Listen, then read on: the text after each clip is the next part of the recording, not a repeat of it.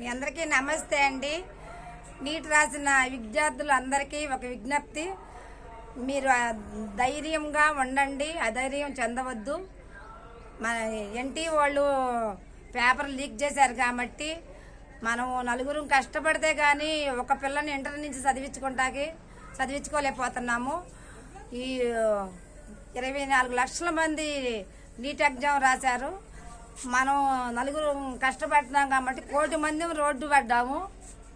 మరి ఇలా ఎందుకు లీక్ చేస్తున్నారో, మరి పిల్లలు ఎగ్జామ్ వస్తాయి అని ఎంతో సంతోషంగా ఉన్న టయాల్లో ఇలాంటి బ్యాడ్ న్యూస్ మేము వినలేకపోతున్నాము.